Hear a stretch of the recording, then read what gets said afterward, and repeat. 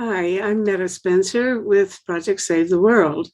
And on the last Sunday of every month, we hold a global town hall for activists everywhere in the world to get together and compare notes and see what we're all thinking about and interested in. So this is the town hall for November of 2021. Ursula, now you're in someplace in Mexico, right? In Cuernavaca. Cuernavaca. I've heard of Cuernavaca, but I've never. It's an artistic community, isn't it? It's and a lot of scientific concentration is there. We have the national university, we have the local university, we have about other 5 university private ones. So we have quite a good group of people living there. It's the second biggest city in Mexico, and it has interesting ecology because there's a wetland that fills up when it rains. If the mafia haven't filled it up. No, it's not the second one. No, it's a town between Mexico City and Acapulco. If you go down, it's the state of Morelos, where Zapata was born and fighting for the revolution. Do you live there all the time? And I am now in Mexico 50 years.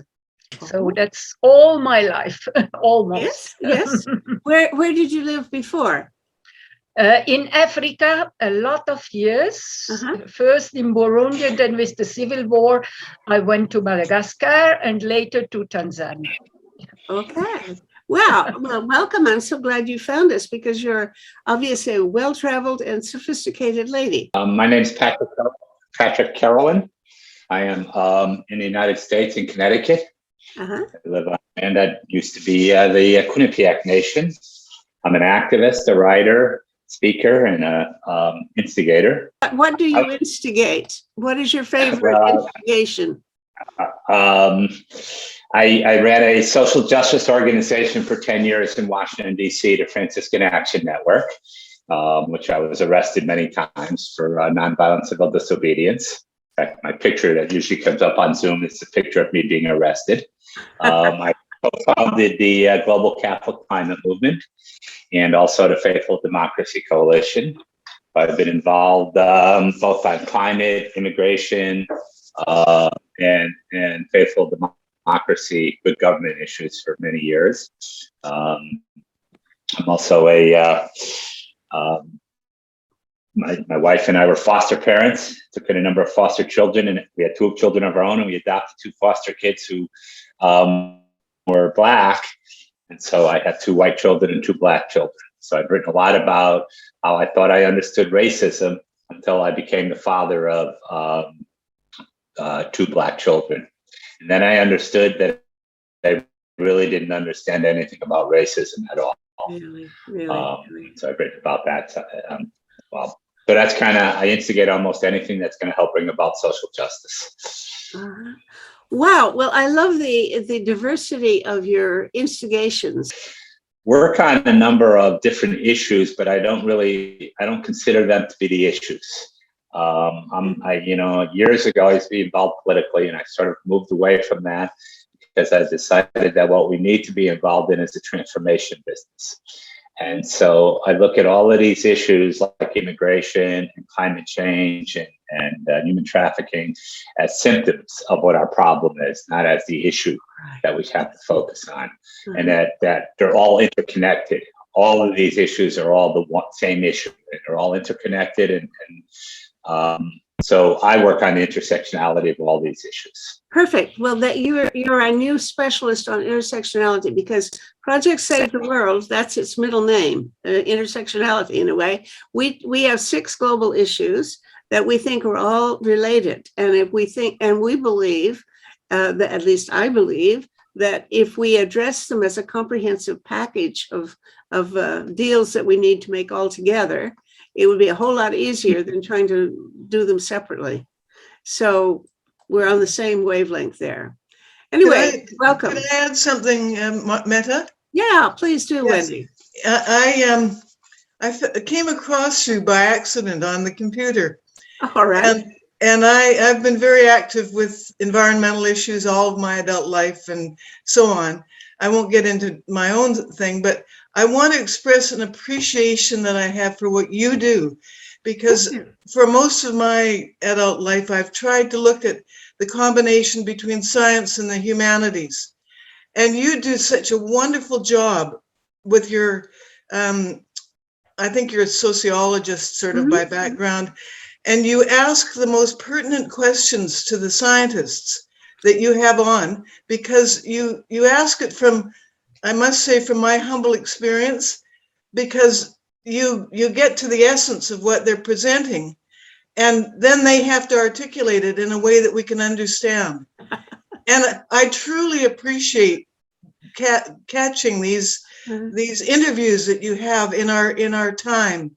And I'd like to speak about, just for a minute, the gentleman, the physicist on weather, who said we're in a between 1 and 10 on a scale. 1 and 2 on the low end would be our concern regarding the pandemic. 9 and 10 is the climate change. And I've been speaking to lots of people about that curve. And so I just wanted to say how much I truly appreciate how you interview them. So thank you. Thank you. The sweetest thing I've heard all day. That's lovely. And I do have such a good time. You know, I have to say, I thought, you know, most people find the pandemic has been awful, but I've just had the best time of my life, because this is when I've been doing all of these talk shows. And it's just the most wonderful social life to be able to call up people that I would never have had an opportunity to talk to, and have really an opportunity to a one-on-one conversation on many days of the week. Hello, Penny Colm. Hello. Nice to see you again. Yes, yeah. I'm sorry to drop in without having spent much time with this group, but I do have a question. Yeah. With all of the discussion about the atmospheric rivers that are inundating BC, I wonder if anybody else has read Sister Rosalie Bertell's book, Earth, the Latest Weapon of War. It came out probably in the 90s now. It would have been a while back. Yeah. And she talks a lot about atmospheric rivers, 5 atmospheric rivers, and how some countries are manipulating the weather. Isn't that amazing? Now, because I've heard the expression, but I know nothing about it. So please tell us what it means. What, atmospheric rivers? Mm-hmm.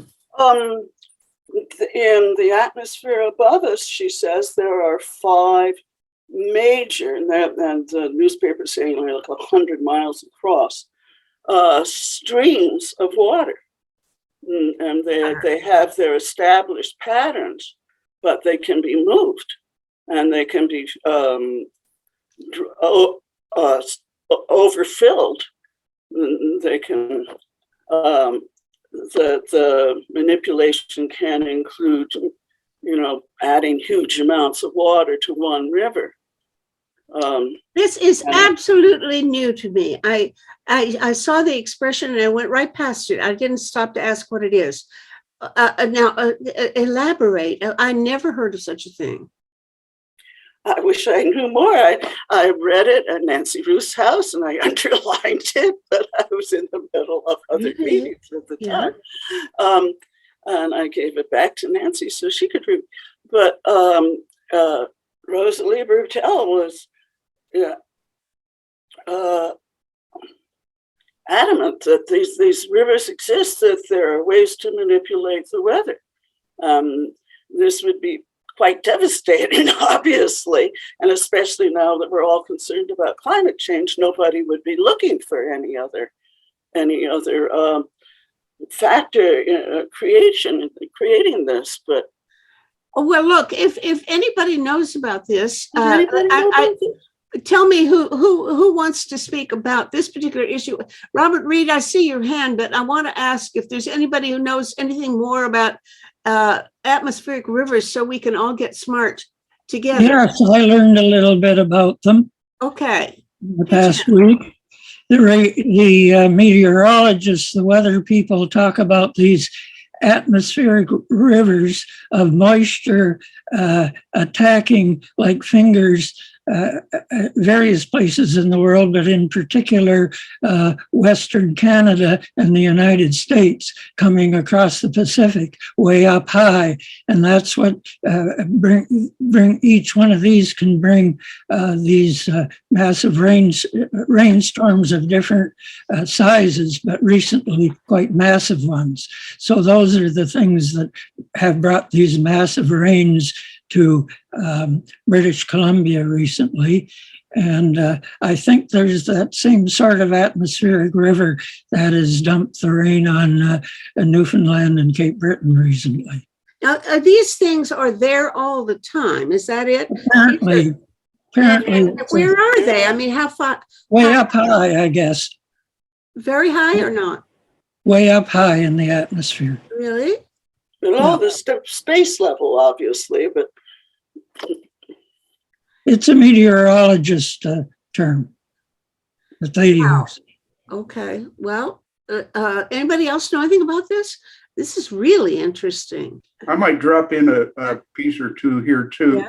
because about a month and a half ago, I live in California, by the way. By the Just way, who south are of you? California. I don't see I'm you. Bill Lycum. Oh, hi, Bill. All right, good. Yeah. And so I live south of San Francisco in Palo Alto. And we got hit by an atmospheric river. And what it did literally was drown us. It was more rain in a short period of time than we've seen in a long time. And we're sitting in the middle of a drought. And high winds came with that too, and blew down trees up in the hills around the area here. That's been I've been through probably 2 or 3 of these over the years, not just this year.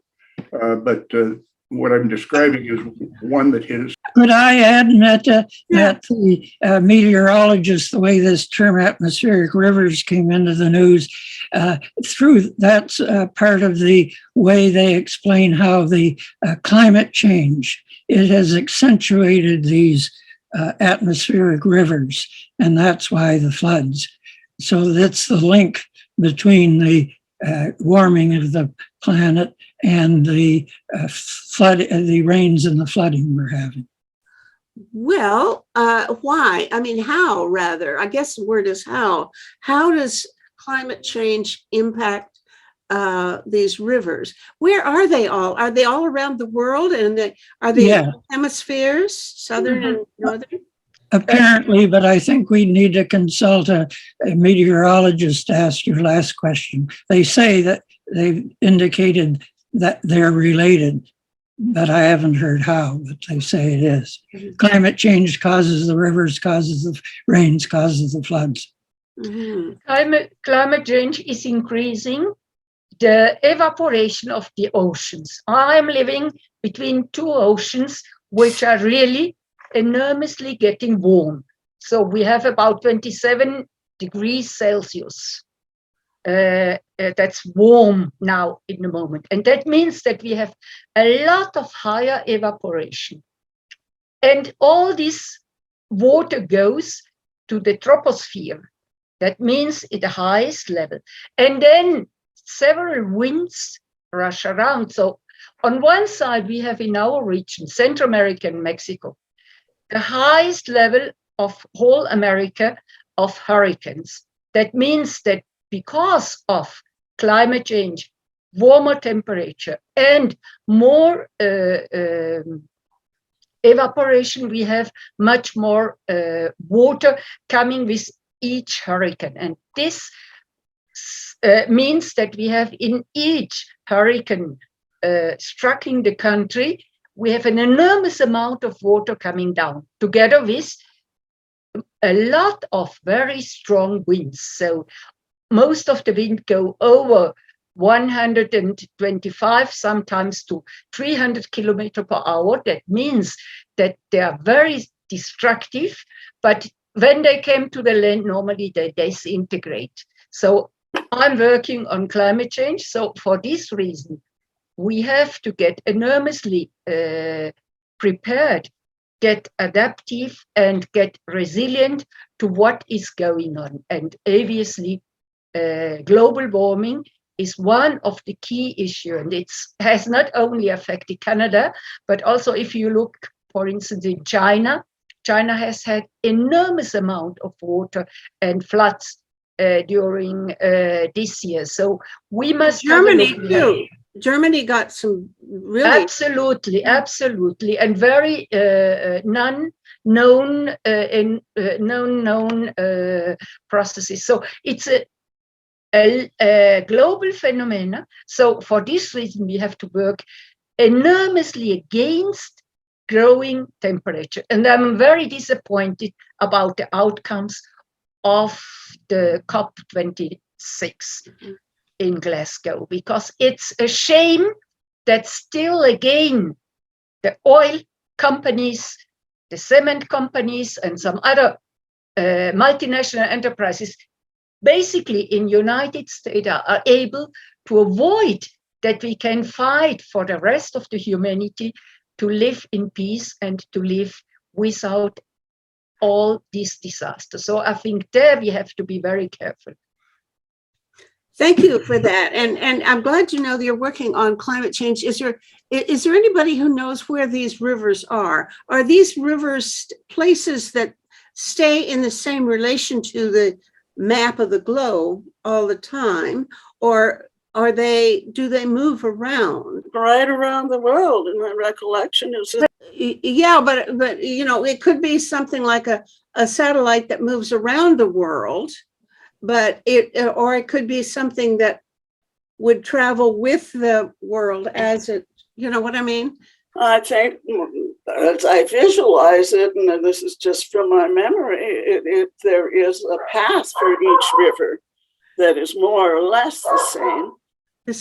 Consistent, and that they girdles the globe, not necessarily completely. I saw, but in effect, that there are rivers above us and in any location. excuse me, I saw an animated map on the television where they were shifting and moving about all the time from day to day and so on, all over the place, all over the world, up in the atmosphere. And there are five of them? No, there are any number. There are 3, 4, 5 heading towards Western Canada by itself. So there are probably 50, 100 of them shifting around the world all the time. And it's just they become more extensive because of the climate change. The way she described how from the ocean the heat comes up and causes them to be more intensive, and they're becoming more intensive all the time because of climate change, and therefore causing these heavy rains and floods where they did not used to. Okay, but now normally I thought of rain clouds as those dark clouds that, you know, they move around. And I don't think they have any, you wouldn't call them a river, they're clouds. Now, the rain that we get then is not determined just by those dark clouds, but by the rivers too, on what's the relationship between the clouds and the rivers. If the dark clouds are caused by the rivers above them. Really? Okay. Now, are the rivers full of droplets or vapor, or what's the condition of the, you know, what form is the water in when it's in the river? Meta, you had those two scientists on last week talking about the one that was speaking about clouds and the pollution that's in the clouds. And the other scientists, they were both experts on meteorology. I think you need to get somebody that knows about these atmospheric rivers. Mm-hmm. And they were also predicting that we're going to have huge rains from British Columbia all the way down to the tip of South America. It's going to be a constant experience. I live in Victoria, but I've spent most of my life next to the Fraser River. And I sat on committees for years talking about the potential floods.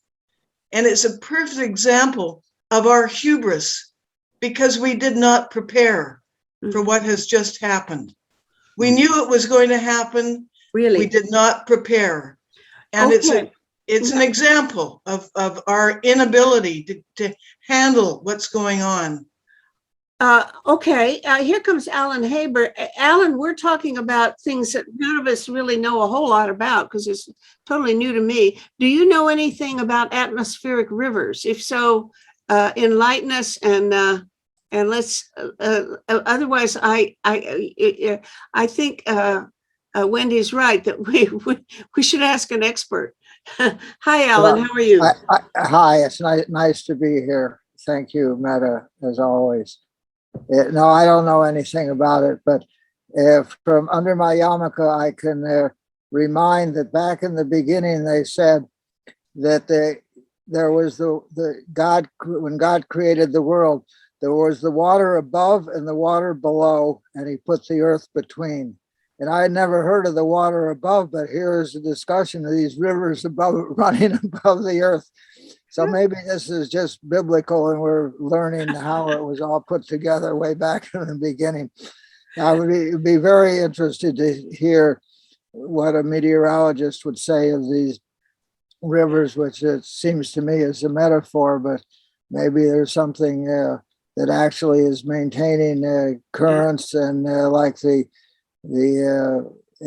currents in the ocean, that there are high in the sky also that carry water. I'm just reading Wikipedia and the others. So it seems that, as Robert was saying, you get a large amount of water vapor at about 350 kilometers wide, and it's in the upper atmosphere, and then it will move from the tropics north or south, and then when it hits the coast, particularly with the mountains, it rises up, and then all that water vapor condenses and creates a huge flood. And the amount of water vapor is equivalent to what's in the Mississippi River. So you have a lot of water vapor equivalent to the Mississippi, stretching 1,000 kilometers up in the atmosphere, about 300 K wide. It hits the mountains and then it deposits all that water. And so that's what's happened in BC. And again, these things circulate just the same as hurricanes and typhoons, etc., and they come and go, but they have a fairly regular pattern. So like hurricanes arise in the Caribbean and hit the American East Coast and the Caribbean islands, and these atmospheric rivers basically do the same thing. Thank you. Okay, Ursula. David tells me you're an expert and I've been ignoring you improperly. So please tell us what we should know. You know, if you take NOAA, you can follow that this atmospheric rivers take the same way as the big vector we have from the Gulf with the high evaporation we have, or vapor, but it goes up to the troposphere and it's moving in the same direction. So it will take the east of United States, Canada, and then go over to Europe. So it has the one we are interested for us in our region is the same. It starts and it gets, the problem is now with climate change, obviously with warmer water on both oceans, but specifically here we are speaking about the Gulf. It's going tremendously strong, and the winds within these processes in the troposphere, but also lower. So you were speaking about rain, the dark clouds we have down. They are very low, but if you go up to the troposphere, then you can see very, very changes. And this is one of the climate change processes we have to think about. all the processes normally we had in the past are getting worse because they're getting stronger, they're getting unpredictable, and they're getting very, very complicated in terms of prevention. So this is the key reason why we should really stop immediately to emit greenhouse gases, really change our behavior, protect on one side environment, reforest basically in order to take out the biodioxide in the air, and on the other side, avoid to give. We have very, very slow time to change. We have probably from today until 2030, if we don't move, we will have an enormous problem for the next 20 years, and we can no more manage all these atmospheric processes. So they are natural processes getting stronger, chaotic, and getting, we can no more predict them. So this is really very important. Are we all disappointed by the outcome so far of the Glasgow meetings, or is there anything that we could celebrate that did happen there? That I think you look, the sole thing we can celebrate is that now 120 countries committed with their signature to limit the deforestation in their countries and to recover soil and recover their natural forests and tropical jungles in order to maintain and to absorb more of these greenhouse gases. The second point from we had is the methane process. Remember that methane can be 100 times stronger than CO2. So this, but it's a short time, it's only 10 years in the atmosphere, while CO2 can be thousands of years in the atmosphere. So it's very important to be clear that methane, we must work on it, and that means I am not eating the last 40 years any meat, because meat is a problem of producing greenhouse gases. So if we would reduce only 1 day of no meat in the whole world, we could reduce the emission of methane globally. So we need to commit ourselves in order to change it.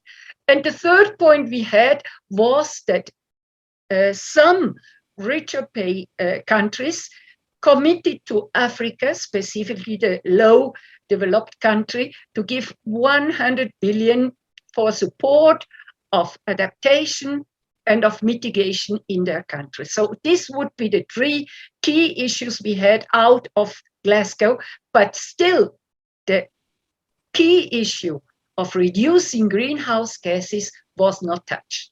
And you know, only 5 countries, this is China, United States, India, Russia, and Germany, if they would change their emissions, we could save the planet and we could save our climate. And this is crucial, so we have to focus. Or on the other side, we have 10 big enterprises, energy enterprises, who pollute more than 38% with their process. How to not shut down these 10 enterprises and said, fine, let us decarbonize our world. Mm-hmm.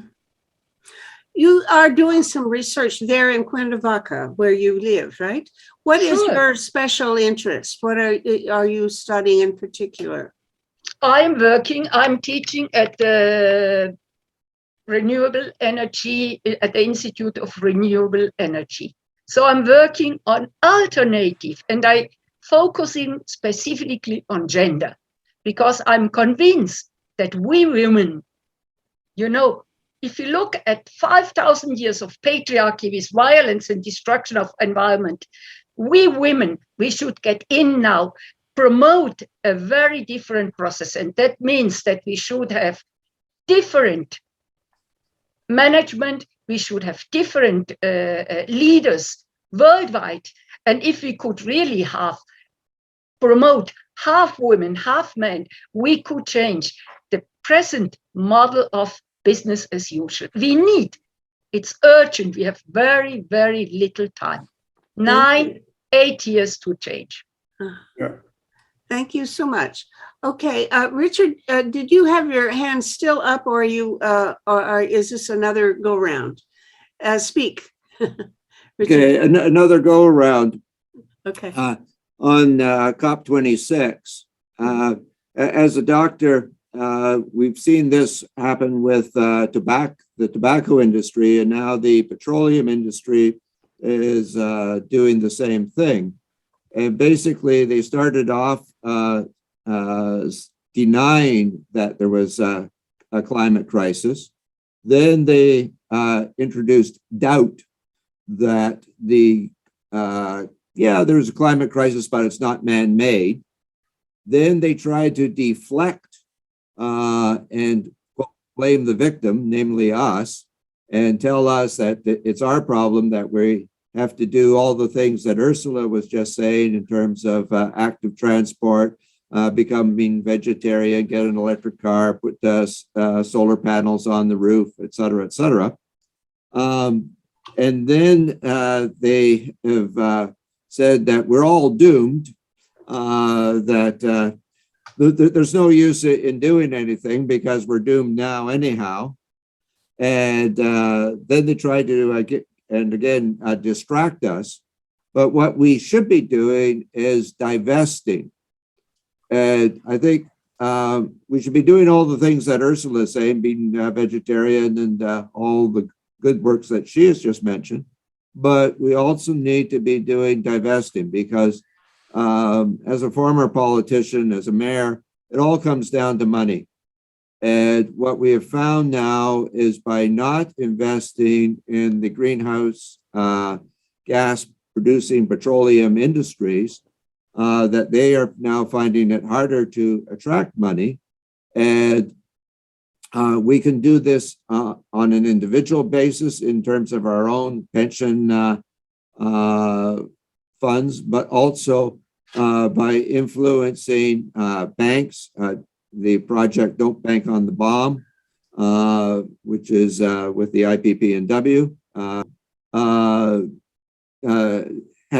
don't investing in mutual funds. And now the large pension funds, particularly the Norwegian ones and many others, are not investing in either the fossil fuels or in nuclear weapons. And I'm interested in the latter, as you know, but it's the same thing. And that's why we need to all work together. And I think, and the thing which about COP came up, COP26, was like Kyoto, like Paris, and now COP26, there was no mention of the military's contribution to greenhouse gases. They're the largest sector consumer of greenhouse gas, or producers of greenhouse gases, the largest producer of pollution, and also the largest consumers of petroleum-based, and they've all been, the military as a segment of society has been excluded from all these discussions. And World Beyond War and a number of other organizations have tried to make this point, and they were making the point outside of the negotiations, but all the negotiations, of course, were closed in-camera meetings inside. And it's very unfortunate that these people were not being heard. And I mean, the amount of money that is spent on the military compared to fighting the climate is enormous on the military, minuscule on climate. And that's why we have a big problem. Yes. Richard really, he ended with what I wanted to begin with. Yes, when you talk about the major contributors, the major corporations, really the most major one is the military, that takes up more than half of the resources of the United States and likely in other countries as well. And we are in a system dominated by the military, and we have to have system change in our mind from the war system to a peace system of cooperation rather than domination. The question that is continually in my mind is that the system that we have ultimately is based on a private property sense of power having control over everything that is that they can get under their control. This is the struggle for the commons, that everywhere possible, the powers would like to privatize what is the Commonwealth. And I'm a student, I guess, of Peter Linebaugh, who's a historian of the commons. He wrote an excellent, beautiful book that I recommend, Red Round Globe, Hot Burning. It's not really about the climate now. It's a William Blake quotation from 1797 that describes the state of the soul under enclosure. And the enclosure that we have are the struggles that Martin Luther King described of racism, militarism, and materialism, and add to that the fourth side of the square of our enclosure, nationalism. And Peter Linebaugh gave a very clear metaphor of this situation, describing how now we are in the situation of the ultimate enclosure, where the powers have mined deep into the life system of antiquity, way back into the fossil fuels of ancient life, and mined them up as their private property and enclose the entire world in a climate of poison and suffocation. This is the ultimate enclosure that is the consequence of the private exploitation of the resources and wealth of the old life systems, quite apart from what they do to the life system now. I think the question of the commons, of the reclaiming the Commonwealth and putting in a different perspective the struggle against the enclosure and for the Commonwealth is an important part of our common struggle of how to understand where we are. But we are in the ultimate enclosure of a suffocating climate, which is killing the entire life system unless there is a massive reorientation, great transition out of the permission of this private property exploitation of the wealth of all for the profit of the few. Okay, thank you. I see somebody named Gray Southern and NZ, which sounds to me like New Zealand. Are you Gray Southern in New Zealand? And if so, yes, that is right. Yes. Good, welcome. Thank you. This is the first time I've been here, so I'm a bit of not familiar with your interests, but one point I'd like to make. I understand the United States has got very strong militarism ethos, but that doesn't apply to all the world. I just participated in another global town hall, which was based in Jakarta.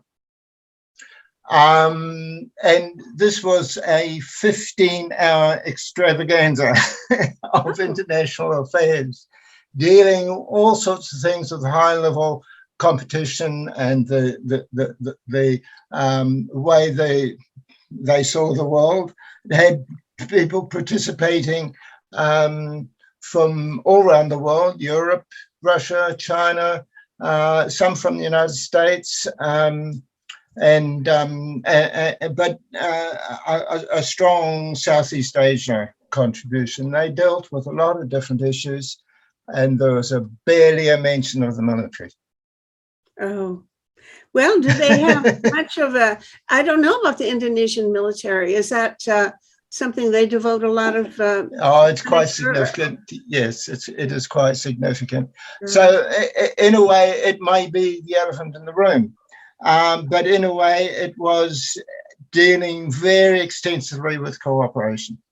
And that included the Chinese and the Russians and Australians.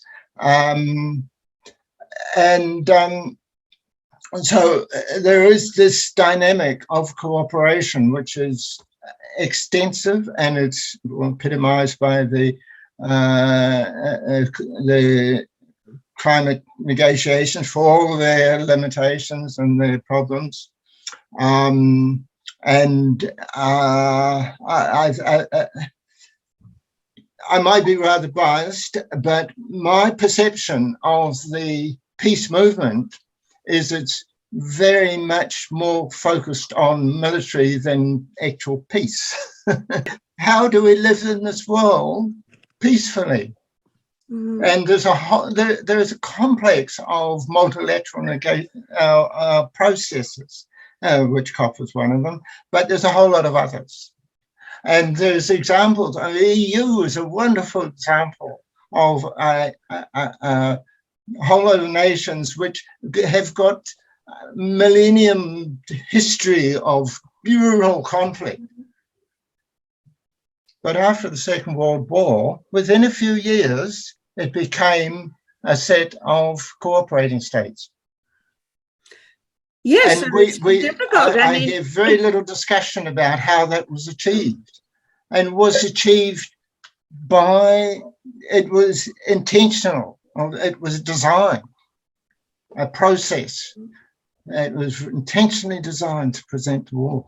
And certainly the existence of the war, the experience of the war was a very strong motivator. Oh, New Zealand is a unique kind of society, isn't it? I mean, a very special one in that you're one of the most progressive countries in the world. And I, does somebody want to disagree with me? And perhaps we want to put some questions to our New Zealander friend about how you managed to maintain such a progressive society when you're really, well, I guess you're not close to anybody, are you? Except maybe that's the trick. Just keep your distance from everybody and you'll be all right. Well, certainly we like to think of ourselves a bit distinctive, but this global town hall that I mentioned, but New Zealand had virtually no role in it at all. So it had a little bit of role, but not much. So it's not exclusive to New Zealand. Mm-hmm. Okay, well, welcome. I'm glad you're here. And we have a lot of excellent peace workers from New Zealand in this world. Here's Mukti Savedi. Yeah, well, tell us a little of what you were doing in Nepal and whether that project is over and whether or not you're going to be going back or staying with us for a while in Canada. Well, after COVID, I think the things has really changed and we closed the project in Nepal. Now I'm back for good. I started teaching at Humber now. Oh, I think Humber is a community college here in Toronto. Yes, go on. Yeah. Mm-hmm. In Nepal, right after the earthquake, I was there and we were involved in emergency relief, recovery and reconstruction. So while I was in Nepal, it's almost like I was there for almost 5.5 years. We built around like 500 houses for the rural poor communities in Nepal who were affected by the earthquake in 2015. The project I was involved in is now over and we're back. So finally back home. Mm-hmm. I'm teaching mostly literacy and labor economics for business. That was added course on my head. So yeah. Mm-hmm. Okay, so well, welcome home. Pauline, hello. How's everything? And are you in Texas or Florida now? I'm in Florida today, and we had a wonderful American Thanksgiving with people from all around the world, all equally committed to peace. Mm-hmm. And we're looking for leaders, and Meta Spencer is one of them. All right, sure. Anyway, how are you? How is everything in Florida? Pauline, I should say, is knows a whole lot about health. She's a political scientist who has specialized in studying and comparing healthcare systems globally. So she's somebody who can tell us how we're doing and give us our report card on how our health system is functioning compared to other countries. But what I want to know is What kind of a grade would you give to the governor of Florida? Oh, about an F minus. It doesn't go that low. No, really. Bad things for the state and for the country. Mm-hmm. So I vote here and I try to do my best to support and be active. Well, you also live in Texas, which is, you've really picked some real losers politically, if you ask me. It says you're Bill Lycum, the Fox Guy, Urban Wildlife Research Project.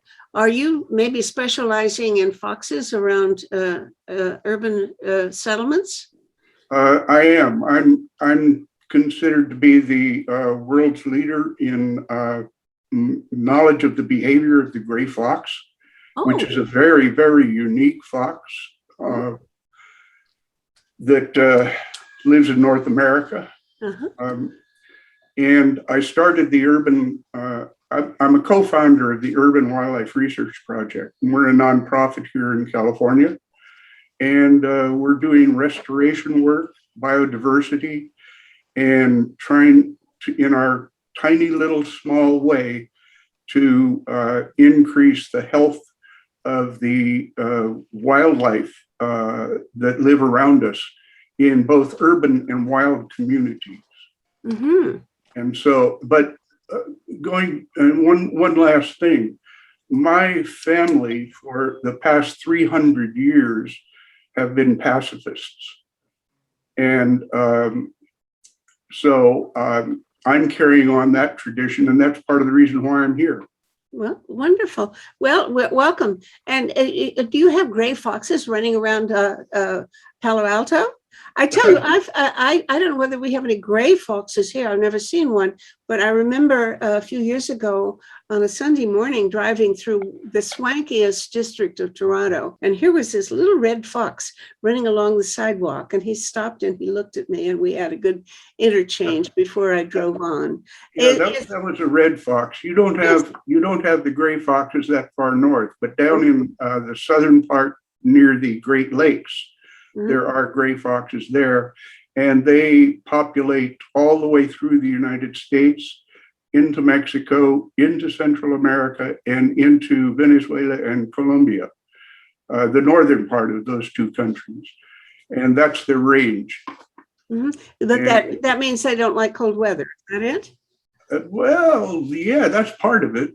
But they do live in places where there's snow. I mean, like around the Great Lakes. You believe that they should be here? Or are you worried about having foxes or any other wildlife in the cities? No, the wildlife is coming into the cities more and more and more because we're limiting their habitat to such a degree that since 1970 to 2016, we have lost 60% of all wildlife on the planet. Oh my! We are involved right now in the 6th extinction crisis, and that's why it's so important to get these corridors, the habitat, the living spaces of the wild animals that are out there enhanced and I don't know, improved. Okay. But in the cities too, we should somehow learn to cohabit with our little red foxes or gray foxes, etc. Right? Yeah. Okay. I know people have a lot of trouble with raccoons here. I suppose that's true everywhere. I think probably raccoons like to live in cities better than in the woods, don't they? Yeah. And they're kind of not very popular here, if I'm not mistaken. Well, you ought to study them. Their behavior is really fascinating. Well, what I'm interested in, I just last night was watching a video about beavers and how much good they do us, and how we really made a big mistake making them into hats, or at least I didn't, but somebody made them into a whole lot of hats back when, and we could use those guys back now because they do a lot of good. there is an effort going on in England and I think other parts of Europe too, to reintroduce them into Europe. Okay. Well, how quickly could we repopulate them? Because they're not very approachable, are they? They hide from people, don't they? So you can't capture them and help them mate or put them in, artificial insemination or something. All you have to do is put them together. They'll take care of the rest. How quickly would they double in population if we try to help them get acquainted? I don't know. I do know, though, that the cubs stay with mama for about a year. And so, that's about what their cycle is. And then the young ones will disperse and mama will go find another male somewhere. And the cycle begins again and again and again. So it's a turnover of almost a year every year. Okay, so we should encourage our beavers to come home. I see that Peter Brogdon and Rose Dyson have joined us. Welcome, folks. Hello. We have Peter, how are you, and what do you have to say to the world? Oh, I was just thinking about what I've been able to do for beavers in Halliburton area. Oh, there's Beavers, have you? Good. Still plenty of beavers around. Oh, am I not on? Yes, you're fine. Keep going. You're fine. Okay. I've been working on trying to make them a little bit less hazardous from the point of view of disturbing human paths and things like that by building dams across the path and things like that. So it's great fun trying to outwit beavers. Well, the thing is that they may be smarter than we are, and when you're trying to outwit them, you may be doing things that you wish some of us later on will wish you hadn't done. That's at least the message from the video that I saw last night, that they restore the water retention of lands so that places will stay green when otherwise without the beavers they dry up. So and if their dam becomes a problem, there's a way to put a pipe in the dam so that the water only comes up so far before it drains out. So you can control how big that dam is and how much water it's going to retain. That's exactly what I've been doing for the past year. Wonderful. Put a dam in a causeway that had been built up by the township instead of having an open lattice work or something like that. And of course the beavers let that get flooded and it all washed out and things like that. But we've managed to get a simple pipe put through the dam where there had been a culvert, which of course the beavers had dammed up. And it's now seemingly working perfectly. Yep. Perfect. Hooray. I could only wish that we could say the same thing about other things that we try to do these days, such as controlling COVID-19. Yeah, I know. Has anybody heard? I haven't turned on the news today. How's Omicron doing?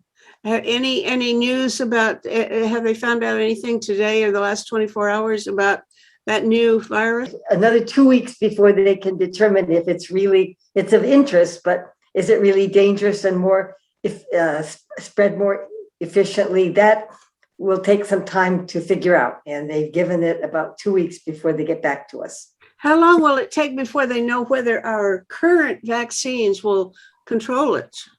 That will take another couple of weeks too. Yeah. I see. Okay. In the meantime, wear a mask and stay socially distanced, and that's the best advice we have. All right. Did you folks hear about the plane that had something like 61 cases associated with one flight? No. Where was that? Let me double check. Came from South Africa too. Yeah. So it was to Schiphol, Amsterdam. Yeah. Yeah. Oh, really?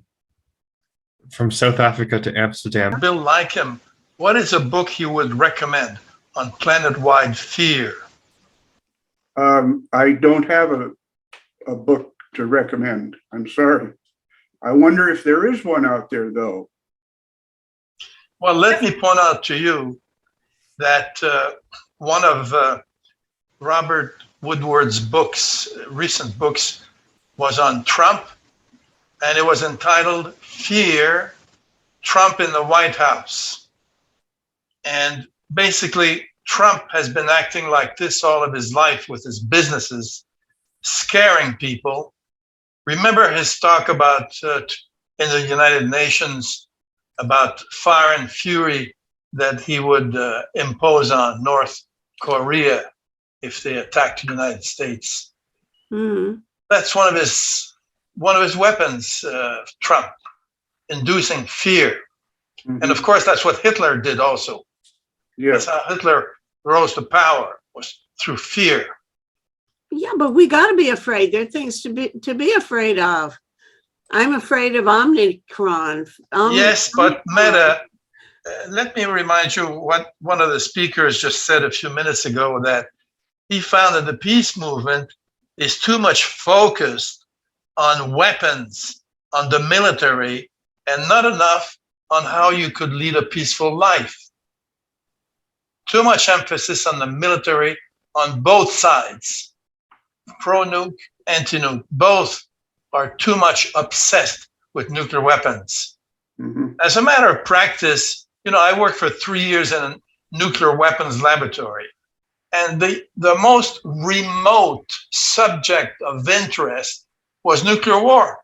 We never talked about it. We talked about lots of things, pleasant things, not nuclear war. So that's the only way you can keep on doing your job, is if you talked about pleasant things instead of what you were really doing, right? Well, what I want to say is that looking back on it, Michelle, looking back on it, do you think you should have talked more about nuclear weapons? In which case, everybody should be talking about things that are fearful. No, I think that today's meeting was a very good one. Most people talked about different things: cooperation, fear, the animals just a while ago. That's the way to do it. How to build a peaceful world and do it on the basis of planet-wide cooperation. All right. Not on the basis of Trump's slogan, USA first. Yeah. You Meta should be one of the first to oppose, because you're American. You should be one of the first to oppose this idea of USA first, and the rest of the people, well, just get by. Do you think I haven't? I mean, it sounds like you're accusing me of being too pro-American or something. What's that all about? Meta, you are like me, Meta. Yeah. You are a disguised American, just as I am. So who's got the better disguise? You That's do. the audience. You have a French accent, and I don't. So there, I can't pretend to be anything other than a Californian, and even then. That's it. That's part of my disguise. All right. I'm going to call on David Miller, who's, of all the people talking about peaceful things, he tends to talk about cooperation and things like that. And that should make you happy. So hold on, David, make somebody some happy sounds, right? Well, actually, my view of how we're headed is not cooperation, but there are people who believe that it is and should be. And I've just been reading an advanced copy of the BC ecologist Guy Dauncey. And the title of that book is The Economics of Kindness. And it's really quite interesting. And I think most of the people on this call would be happy to read it. It's full of examples, case studies of how this can work. It's basically about the social economy, but his view of history and about where we could go as a society is much longer than that. So it's an interesting book in terms of raising precisely the questions we've just been talking about. Mm-hmm. And my second point is very simple. I would love to get suggestions from everybody on this call for things to put in a newsletter that I put out about every month to Quaker activists. So I'm going to put that in the chat. And if anybody has suggestions for the January newsletter, I'd love to hear from you. Events, books, videos, anything related to peace or social justice. So it's a pretty large area. Getting back to the discussion on animals, Meta, and raccoons, you said you wondered if they preferred living in cities to the country. I think it was the Toronto Star had a major article, this is some time ago, on the difference between city raccoons and country raccoons. They do live in both places. It was quite detailed, and how much smarter the city raccoons were. I'm not sure why. I guess they have different choices of food and so on than the other kinds of raccoons have. And in response to what David was saying about Guy Dancy, I agree that the book is very good, The Economics of Kindness. I've heard him speak on a couple of occasions and have extensive notes on his position, although I can't say I've actually read the book, but I certainly heard him and agree that he has some very interesting things to say, and has a positive note on how we might proceed as a society. And I think too, to pick up on what Michelle was saying on how maybe we need a bit more positive spin on some of the things we discussed. It's a lot like what Seth Klein has to say in his book, The Good War. I mean, Seth has been asked, how can you, a lifelong pacifist, be talking about a good war? But he explains how we can get through some of the challenges ahead of us by starting to think more about positive approaches to policy and so on. But this business of putting a positive spin on nuclear, Michelle, I'm reminded of an article that appears in yesterday's Globe and Mail about how we have to start thinking that small nuclear reactors and so on are definitely a part of getting us to where we have to be and meeting Paris goals on climate change. So there seems to be a bit of a shift in public attitude on this, and I don't know if that's a good or bad thing. And also as far as fear of Trump and what politics in the U.S. might produce in the next election, I think it's Lloyd Axworthy and who else?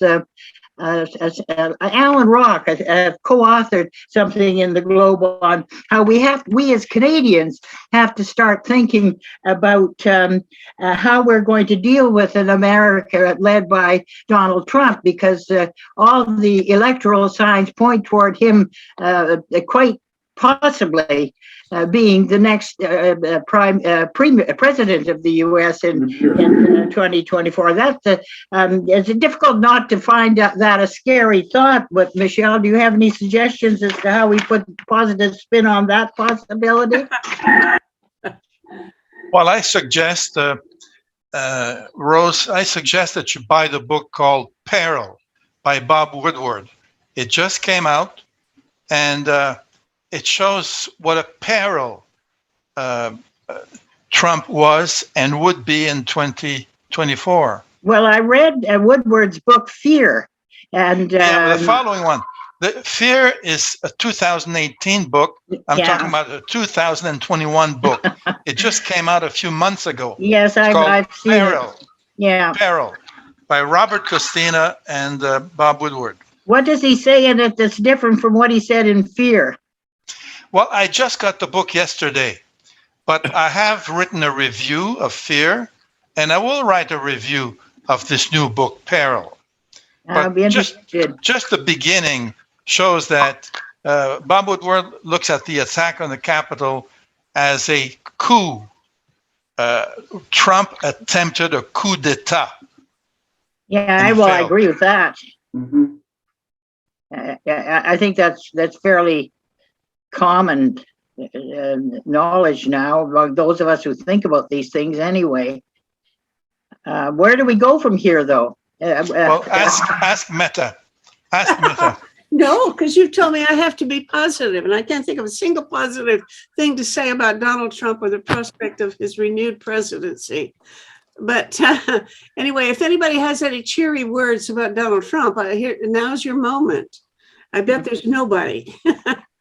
Okay, Robert Reed, you want to talk? Oh, no. Here, Pauline is. Yes. There are some fascinating policies buried within the Trump administration. There was a point at which he proposed that Americans be allowed to buy drugs in Canada because they're cheaper and import them free of charge. The Canadians weren't too happy about that, but I thought it was a great idea for Americans who have neither Medicare or Medicaid and have an illness that requires they can't afford. So, I mean, if we could put pressure on the pharmaceutical companies to use a basket of prices that's worldwide, as they do in many places in the world, to determine the price they charge Americans or other people from poor countries. Think of the third world and developing countries. Drugs are out of reach totally. One pill could cost you what you make as a salary in a whole month, if you're lucky. It makes no sense. The distribution of drugs is a critical after COVID and climate change. For several years, part of Rotary's initiatives worldwide has been to create a positive peace, not just the absence of war, but the many social justice things, particularly for the many refugees in the world, to bring about a positive peace. But the current president has come along and added something into that, and that was to eliminate nuclear weapons, if possible, even by 2030. And so these things get mixed in together. And what I'd like to run past you is that they're really two separate issues. One is to diminish wars and what they do, and the trying to create the positive peace. But I think a completely separate issue is actually getting rid of nuclear weapons, because nuclear weapons is the existential threat that could wipe out humanity and most of the animals and plants, whereas the ongoing wars and so on, that we really can't stop that quickly. As long as there are no nuclear weapons around, they could not wipe out humanity. So I think that as a separate, they should be separate issues, and we should really concentrate on the existential one of eliminating nuclear weapons, which actually would be, the mechanism would be simpler than the climate change or the reduction of wars generally, because what it would take just takes about a minute to recite the scenario, and that would be that under the UN and the probably the background or underpinning by the 60-year-old, what's the one to prevent nuclear weapons, the treaty, and the relatively new one from January of this year of the treaty to prohibit nuclear weapons, that, and particularly under the description given in the latter, the scenario would be this: the 9 nuclear weapons countries headed by the United States and Russia would have two conferences about 2 years apart. In the first one, they would get together, they would agree on the principle of eliminating nuclear weapons. They would do two things. They would set up that deadline of 2 or 3 years away when they would report, they would accomplish two things. They'd come to that meeting, each one with their detailed plan about how they would get rid of all their nuclear weapons all the facilities, the military industrial complexes that can create the nuclear weapons, getting rid of all that. They present their plans and a deadline by which 2 or 3 years later they complete them. But the second thing is they would put in place and come back, and that second thing, not only with their plans, but a a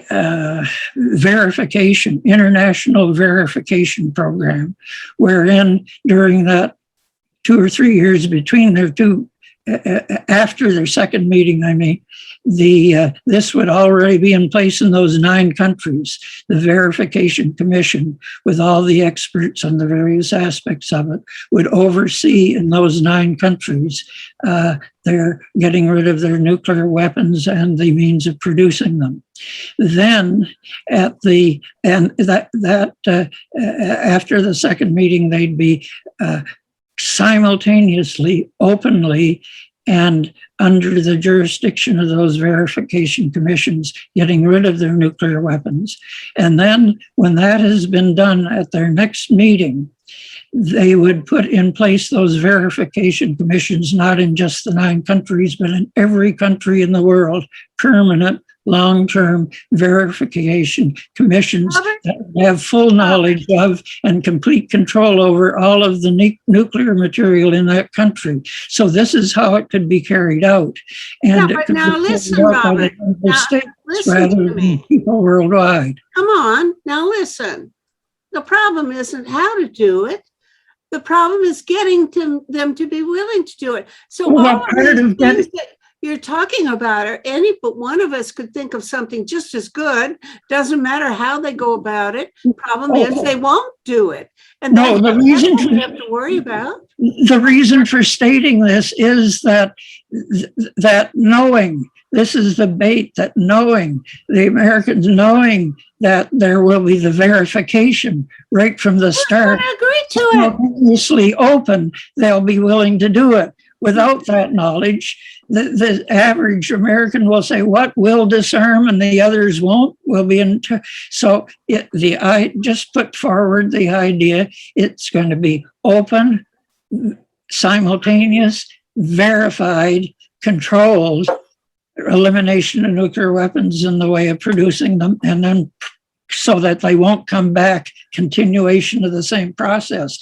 The knowledge that there will be the verification is the thing that will, and they, along with publicizing the movement itself. Okay, well, you're giving us all the details of what day of the week they're going to meet on, etc. And that just is totally irrelevant. The point is, they're not willing. And that's what's the problem. Well, it's the verification and openness that can make them willing. That's all I'm saying. Not to say the scenario of the meetings, discard that, but emphasize open, simultaneous, and verified with verification commissions. I guess that's the point I should make. So I'm glad I've presented this, because you're saying, no, discard those details, but simply emphasize simultaneous, open, verified. I'd like to have somebody else comment on whether or not, boy, if you're right, I'm going to be a very happy lady. But I don't believe that that's all it's going to take to get the U.S. to be willing, or any other country. No, but it's part of what we take in addition. Yeah, but I mean, you say that the only thing that makes them unwilling to show up and agree to disarm is that they don't think that there'll be verification. Well, okay. Does anybody else agree with that or disagree with that? Because well, it's not the only reason, but this is an important one. Who else thinks that this is relevant? Because I think it's a really good question. If there's one little obstacle that's the only thing that's in the way, then indeed you're doing a huge service by pointing it out, Robert. But I don't think there's just one little obstacle. I think it's partly a bunch of people who are half crazy and don't make sense and don't even want to think about things and don't want to think about unpleasant things like nuclear weapons, because we should think only about happy things. That's the problem. So the person who spoke earlier saying he worked in a nuclear area and they didn't think about what they were doing, that's a problem, as you pointed out. Okay, I'm talking too much. Somebody else talk. Right, David Miller, you can talk, and then Alan Huber. I pass. Okay, then I'm going to I want to take your hand down. Okay, Alan, go ahead. Quickly. Unmute. Yeah, well, I think this relates to the question of fear. I think that there is a deeper search for truth that we need. I think when President Kennedy was assassinated in 1963, and the Pentagon and its allies took power, that power has never been challenged, and anyone who seeks to fears the same thing that came to John Kennedy. And that is how power at its upper levels is structured. And it has put into the population what I call a cognitive dissonance. You know the real story of the Warren Commission is a cover-up, but you cannot look too deeply, because then you will get into things that is not permissible to talk about, and you will be in trouble in polite conversation with your friends, with your neighbors, and certainly if you are in the political world. That has been exacerbated in the new Pearl Harbor constructed in 2001, where again, if you look too deep, you're going to get into political trouble. And the political trouble is increasingly focused on the one definitely recalcitrant party in Robert Reed's good idea that much of what is going on in the Middle East, from the Project for the New American Century in the 90s to the new Pearl Harbor, has been a strategy to protect the long-term security of Israel. Israel has the bomb. It is not going to give it up unless there is some sense of global security, which is not anywhere in the cards. And having spent time in Israel and with people who know about the bomb, the sanction option is very much in the Israeli mind if push comes to shove. They are not giving up the bomb. The United States is not going to force them to. And anybody who talks bad about Israel is in political trouble in the United States, which is why all these questions have no purchase whatsoever in the United States Congress or in the legitimate political arena. You cannot talk about something that is going to impinge on the good name of Israel, and that is a very sad situation. And it is how come these our good ideas are so politically marginal, because there is a structure of power that is very difficult to analyze, and it has put the American political system in hock to a small, and I would say Zionist ally to the Israeli government that is increasingly right-wing and seeking to protect a situation of theft and injustice. The ending of the war system in some way requires a reshuffling of authority and of a giving back. The right of return, it's a right of return and universal for indigenous people in the United States, the First Nations in Canada, as for Palestinians in the Middle East and many other people. And that is not on the table. And as long as it is not, there is the insecurity that Israel feels, rightly so, because it is living on land that has not been properly adjudicated with the other people who live there and have lived there. That's at the root of the problem. And I believe that all the questions somehow have to be brought to the peace table, that we need a convergence of these questions. What is actually the agenda for transforming from the war system to the peace system, and put that on the table. And that has to be. I think what you're doing is you're creating.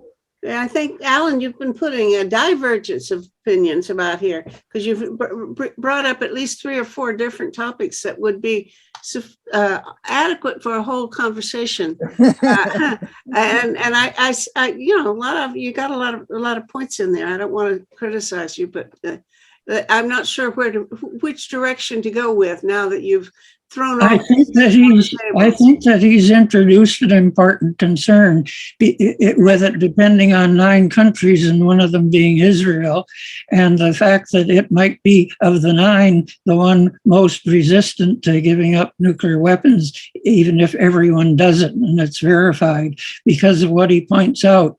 They're so counterbalanced by all those Arab countries with so many people and so many more military people than they could muster, that they feel they need the nuclear weapons to counteract that. The only way maybe to overcome their resistance to getting rid of their nuclear weapons would be if they could have confidence that they'd have permanent and this backing of the United States, because without any nuclear weapons in the world, the United States military relative to everyone else would be more powerful than now, because without the nuclear deterrent, the United States military is so much bigger than everyone else's, it could throw its weight around more. That would be one enticement to get the United States to join. One of the things that Robert Reed mentioned was about Rotary's work, and one of the things that I'm concentrating on is Rotary's Peace Fellowships, which are training people, and have been doing for over a decade, to do peace work going forward. And I think we will increasingly find that people who will be influential in organizations all over the world, when you look at their bios, you're going to see that they have been through a Rotary Peace Fellowship. And I'm actively recruiting candidates for that. There are two programs. It's 150 people per year, and of those, 30 of them are master's degree programs where the scholarships are for $100,000 a year. And the rest of them are for certificate programs, which are shorter and are $20,000. And one of the historical references here is the Rockefeller Foundation in the early 20th century. Started a program which was remarkably similar in this way, that it was not about peace, it was about expertise in many scientific fields. And when you look at the bios of people who have been prominent in the 20th century, later 20th century, and going forward, you will see that at one point or another they were Rockefeller Fellows. So I have very high expectations of this program. And one other remark about the Rotary is that I have set up a community of practice in Rotary for emerging technologies in peace building and conflict prevention. And I'm actively interested in having people get in touch about that. We have events coming up to present some technological breakthroughs that will be contributors to peace building and conflict prevention. These are demonstrations and conferences that we'll be putting on later this year. And I would be delighted to share that information with anybody who wants it. I will put my email address in the chat. Thank you. I presume these are just for young people, and I presume that they go someplace and study some particular topic. What do? They write a proposal for a research project or a trip they're going to make to a university program of some kind, or what do you do? Get somebody in a Rotary club or a Rotary district, which is one level up from the clubs, in terms of Rotary's organization, to recommend you. It's a very formal process. And I'm so glad that you brought up the question of age, because there is no age limit, up or down. Anybody can do this. So we've had people who are in their 60s who were Rotary Peace Fellows. For example, what would a 60-year-old Rotary Peace Fellow do? Has there been such a person, and what kind of research did they do? It's for both the master's degree program and the certificate program, which is much shorter. The master's degree program is a year. They go to one of 7 universities around the world where Rotary, over a decade ago, Rotary International at the global level, it designed a program for peace studies, which is very comprehensive and very inclusive. And then went to, made a selection of the world's leading universities, ones they thought could best deliver the program, went to them, and said, we have designed this program. Well, we have selected you as a university that can deliver this program most effectively of all the universities in the world, and we want to have you do this. And 7 universities were selected. After a few years, I knew that the program was extremely serious, because one of the most prestigious universities in the world was fired by Rotary for not living up to its obligations to deliver the program. And in the course of this program, they do a project, but the project is one that comes up in the course of their studies. There's very rigorous selection. I'll give you an example of one that I'm working on right now, and that is that in New York, our Rotary Club of New York has a project with the incoming police commissioner and the incoming mayor of New York to do something about reducing tension between police and the community. And one of the people I've been in touch with is an alumnus of the Rotary Peace Fellows Program, who happens to be a very high-ranking officer in the Philadelphia Police Department. And by the way, for the 150 positions in the Rotary Peace Fellowships program, we're currently running over 650 applications. So this is a very selective process. Thank you. Now let's go to Charles Tauber. What's going on in Vukovar, Croatia, Charles? Okay, a couple of things that I'd like to mention.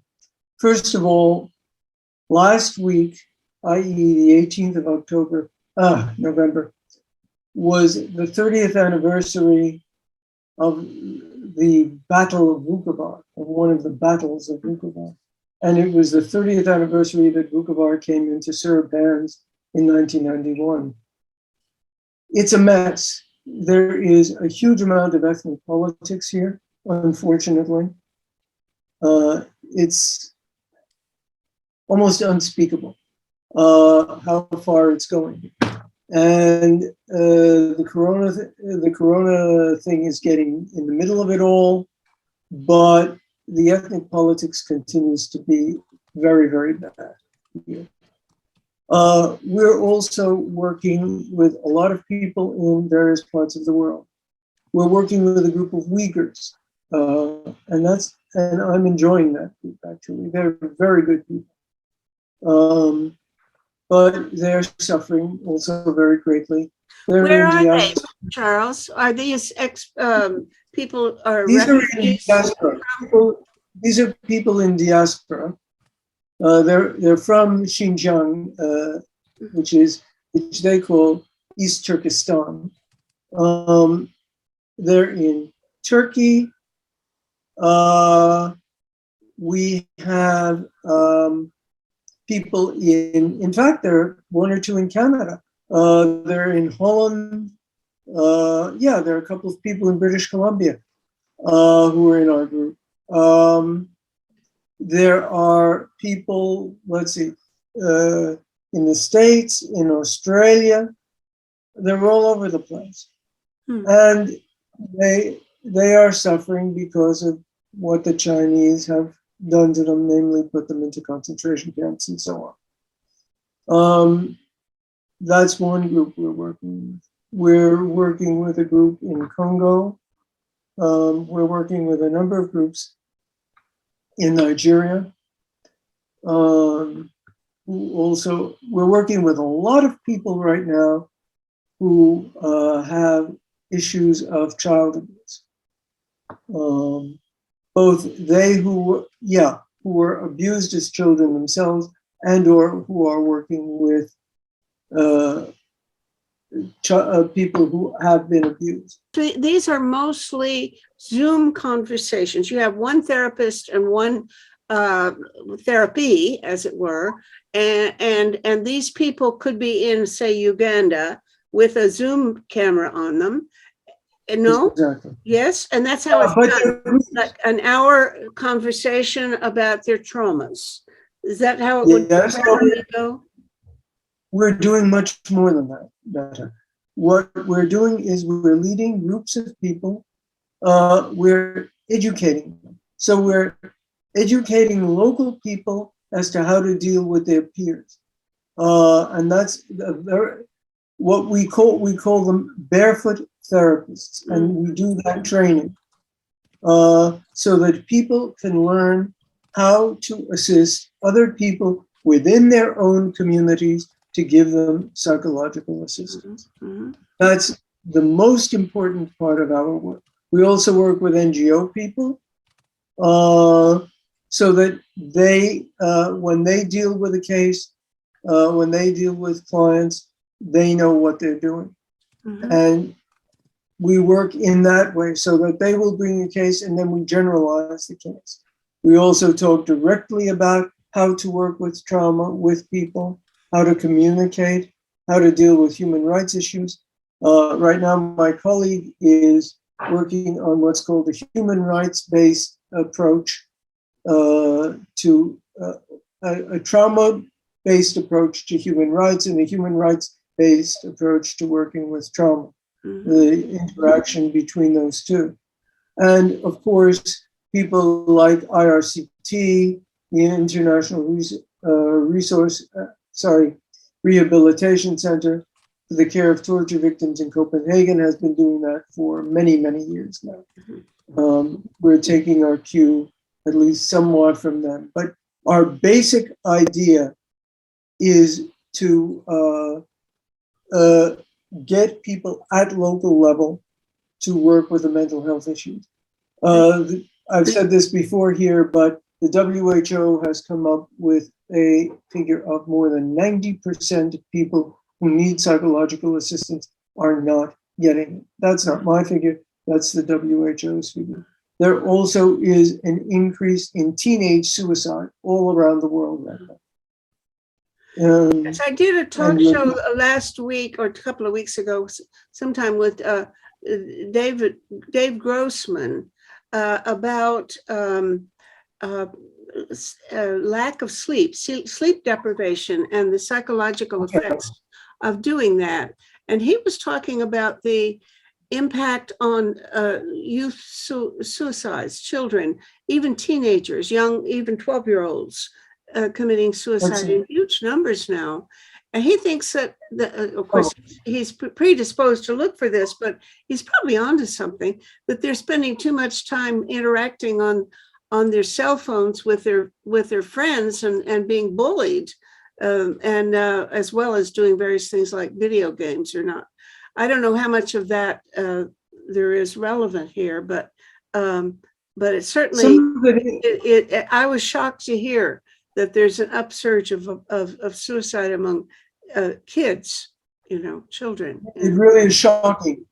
It really is a shocking increase. Yeah. There have been several reports about this. By the way, I worked when I was in medical school, this goes back to the 80s, on a project at the University of Groningen on sleep deprivation and what effects that has. And the whole idea of circadian rhythms. This is very, very important. By the way, at this time of year, you're thinking about Canada, you get into what's called SAD, that is seasonal affective disorder, where quite a number of people get extremely depressed because they don't get enough light. And so the idea, one of the people whom I was working with back then was giving large amounts of light early in the morning to people. Yeah.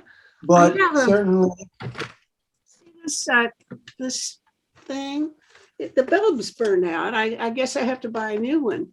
But I got this because I don't have that symptom at all. I'm fine in the winter, but it contains a light bulb that makes the kind of light that I guess you need more of in the winter. And the claim is that people can expose themselves to more of this kind of light in that spectrum. and that it does good things for your nervous system. I don't know. Anyway. That's very important. That's what they found, the researchers that I was working with found as well. One more thing I would very much like to bring up is the whole migrant situation in Europe, and I'm sure everybody has heard about the business between Belarus and Poland and Lithuania and all of that sort of stuff. It is dreadful at the moment. There's no other word. These people, and in Greece, and there's an unknown epidemic of tuberculosis now in some of the refugee camps in Greece. One client of ours has it. So the whole migrant situation, the pushbacks are deadly, literally deadly, on the borders of the European Union. Yeah, it's really shocking to see people. So the Poles pushing people back into Belarus and back and forth, that kind of thing. And then now France and Britain are fighting over who's got to accept these people, and it's really shocking. I mean, it's framed as in a way that I think is deplorable. You know what? We're getting toward the end, and I have two hands up that I want to recognize. Finish off quickly, Charles, and then I'm going to go on. Right. Okay. Just one more point is that everywhere on the EU borders, and that includes Greece, that includes Croatia, the Serbian-Croatian border, the Bosnian-Croatian border, everywhere on the EU borders, there are extremely violent actions by the police against migrants. And it is absolutely awful humanitarian situation. I want to stress one more thing and then I'll shut up. And that is that nobody, and I repeat, almost nobody is giving migrants any kind of psychological assistance. Right. It is horrible. This is our goal, by the way. This is the goal of our organization. God bless you. It's wonderful work. Thank you so much, Charles. I'm going to ask Adam and then Rose, and that's going to be it for the day. Adam. I actually have a question for Dr. Tauber regarding his work with the Uyghurs.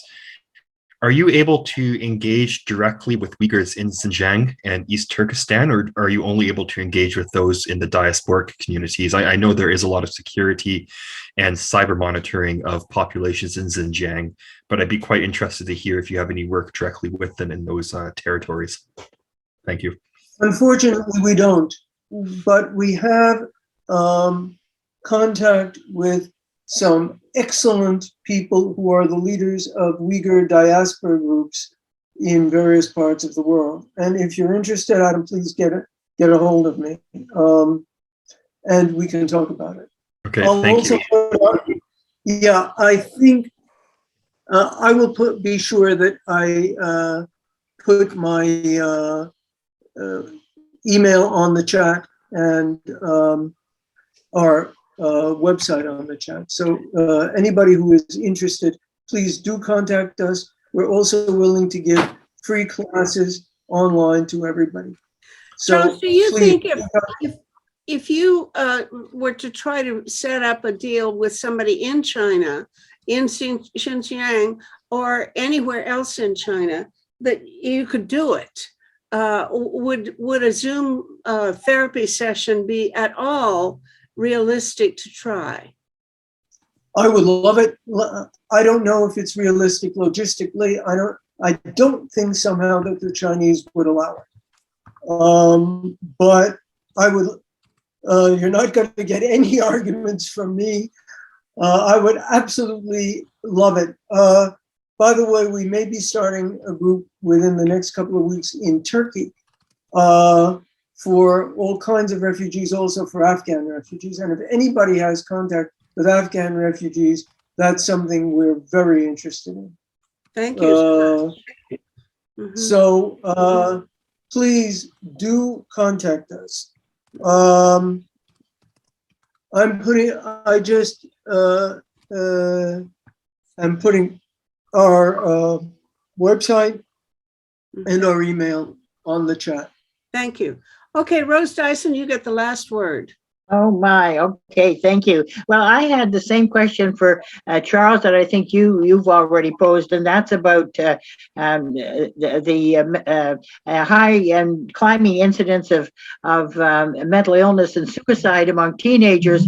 And can this be, I think that's what I heard you say, can this be attributed to social media and in particular video games? I also saw that interview you did with David Grossman and on sleep deprivation and poor decision making. And as you recall, he did say that until that's addressed, we're unlikely to make much progress with some of the other issues. So it does need to. It's a very serious and growing problem. On that note, I thank you, David, for bringing attention to my book in the chat. I discussed those things in my book, Mind Abuse, Media Violence, and Its Threat to Democracy. This time, a different subtitle than the first one that came out 20 years ago. And I'd also like to mention that Charlene Doak-Gubert, whom I work with, has put out a documentary on entitled Vulnerable Innocence. And I talk about video games in it, but she's interviewed people from all over the world about the rising incidence of mental illness among young people in particular. We're very pleased to say that we won the award for the best documentary in the Canadian Film Festival for 2021, and 2 or 3 others coming up. So I'll keep you posted as to when it's available and how you can access it. Rose, what we would love to do is have peer groups within the schools. In other words, teenagers helping teenagers, and those supervised by professionals. But that's a strategy that has been used in a lot of places in the world, and it works. So if anybody's interested in that, we're also willing to Charles, our film does include an interview with someone, a teenager plus a mother. It's very good on the subject of social media and video games. So do watch for it. But now this thing about the peer group helpfulness is a wonderful idea, because the thing that shocked me is all the attention we're hearing about bullying. And, you know, I was talking to Dave Grossman about it and saying, I don't remember when I was a kid, there was such a thing. We never had such stuff. He said, yes, you did too. You just don't remember it. But I don't know. But at any rate, the idea that kids are such nasty people to each other is just awful. And I'm sure that Charles is going to do something about it and tell us next week how he's fixed the whole problem, right? Okay, guys, this has been good. It's been a bracing and refreshing and interesting afternoon, and I thank you all for it, and hope to see you next time. Okay, next month, it's always the last Sunday of every month, and we'll be here. But of course, it's December, so you know, I don't know what you guys will be doing, but I'll see you around Christmas time. Bye-bye. Happy Christmas. Netta, thank you.